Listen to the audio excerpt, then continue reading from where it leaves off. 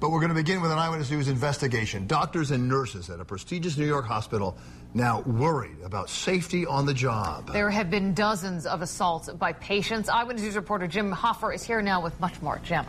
Bill and Liz, every big city hospital has some workplace violence, but at one hospital in the Bronx, the number of attacks against staff have jumped dramatically, leaving some doctors and nurses worried about their own safety.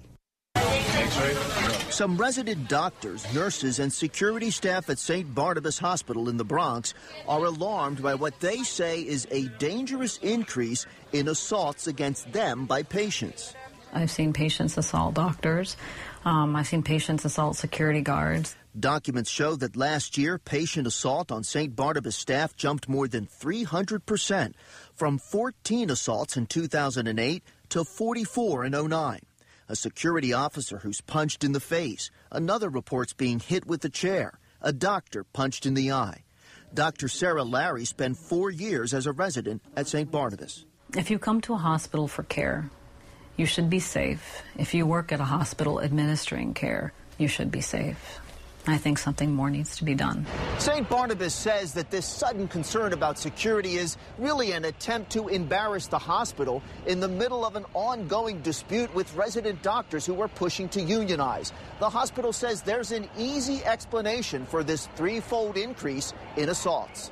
The numbers are misleading, and I believe it's due in large part to better reporting and increased importance on reporting any type of assault or incident.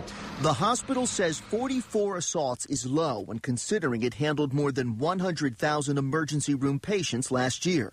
But compare that to Lincoln Hospital, also in the Bronx, which treated 150,000 ER patients, yet had just 20 assaults. A former St. Barnabas security guard says he quit last year after he was attacked by a violent AIDS patient, which required the guard to undergo 28 days of HIV treatment. What went through your head? What were you thinking? Could imagine.